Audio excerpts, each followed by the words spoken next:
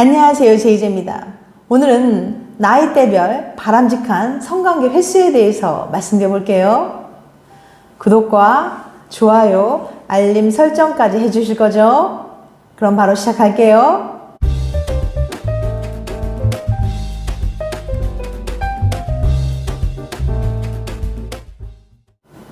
당신은 배우자와 혹은 연인과 얼마나 자주 잠자리 하세요? 매일요. 3일에 한 번이요. 일주일에 두세 번? 한 달에 한 번? 이렇게 다양한 답변 나올 수 있는데요. 우리나라는 세계에서 성관계 횟수가 적은 편이라고 해요.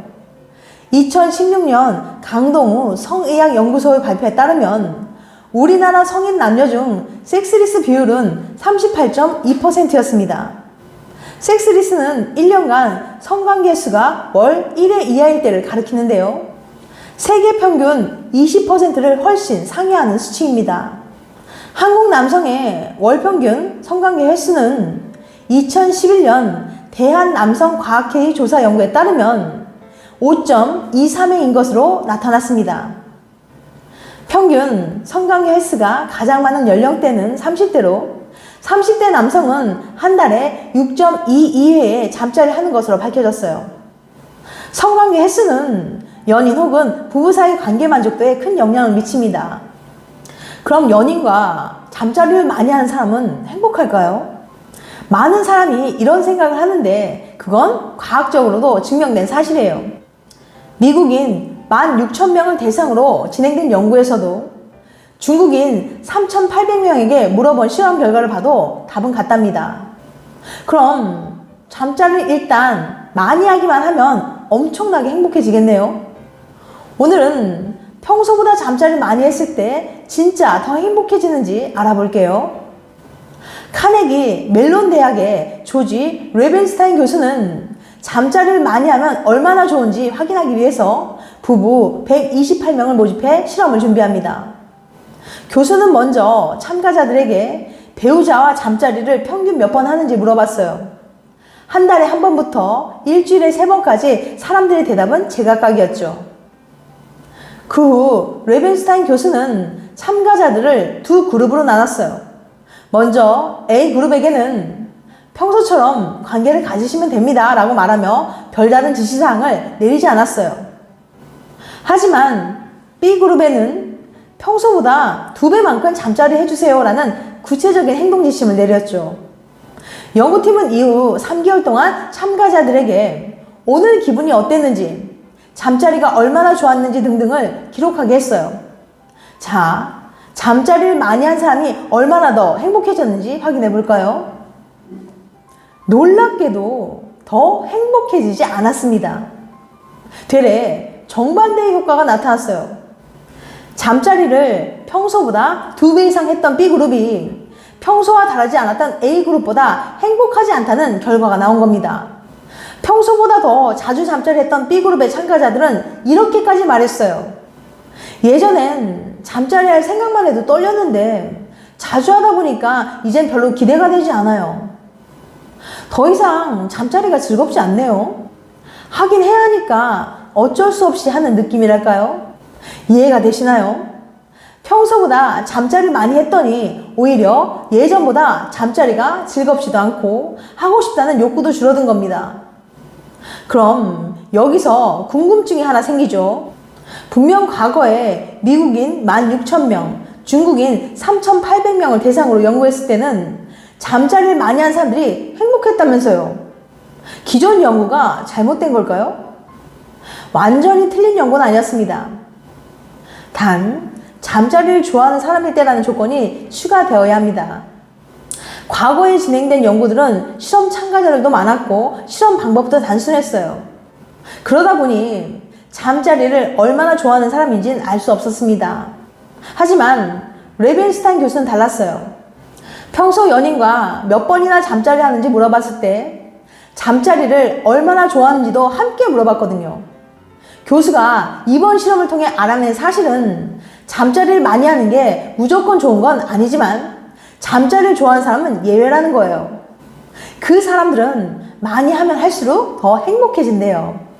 그러니 잠자리를 많이 하는 사람은 행복하다는 말은 정확하지 않은 말이에요.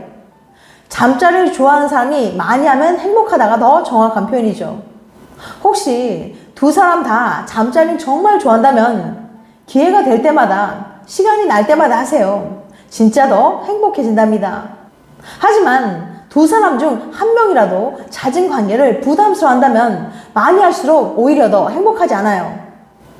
잠자리는 해야 할 때 하는 게 아니라 하고 싶을 때 해야 만족스러운 거니까요. 레벤스타인 교수 연구를 통해서 잠자리를 평소보다 너무 많이 하면 오히려 안 좋을 수 있다는 사실을 알게 되었죠. 너무 많이 해도 안 좋고, 그렇다고 너무 적게도 안 좋고, 그럼 도대체 나에게 적당한 성관계 횟수는 뭘까라는 의문이 드실 수 있어요. 그래서 이제부터 연령별 이상적인 성관계 횟수를 알아볼게요. 나이대별 이상적인 성관계 횟수. 일본에서 내 나이에 맞는 성관계 횟수를 정리한 표를 소개해 볼 테니까 참고해 보세요. 20대는 열흘에 8번, 30대는 3일에 1번, 40대는 5일에 1번, 50대는 일주일에 1번, 60대는 열흘에 1번, 70대는 20일에 1번, 80대는 70일에 2번입니다. 내 나이에 맞는 성관계 횟수를 체크하는 방법 중에 하나가 바로 본인의 나이대에 9를 곱해서 횟수를 계산하는 일본의 법칙이 있다고 해요.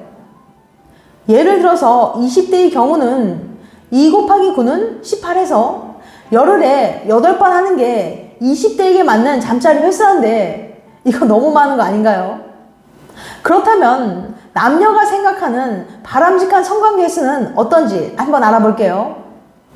동아일보와 한국성과학연구소 마크로 미넨브레인이 전국의 20대부터 50대 성인 남녀 1000명을 대상으로 실시한 설문조사에 따르면 바람직한 성관계 횟수는이라는 질문에 남성의 경우는 61.5%가 주 1, 2회가 적당하다고 대답했고 여성의 경우는 50.7%가 주 1, 2회가 적당하다고 대답해서 여성들보다는 남성들이 조금 더 성적 욕구가 크다는 걸 알 수 있었습니다. 하지만 최근 2개월간 배우자 또는 연인과 실제 성관계 횟수를 묻는 질문에는 사뭇 다른 결과가 나왔어요. 그래프를 보면 남성과 여성 모두 주 1, 2회는 30% 초반 정도 수준밖에는 유지하지 못했던 거죠. 더 충격적인 건 전혀 하지 않는 경우가 남자의 경우는 10%, 여자의 경우는 무려 16%나 된다는 거예요.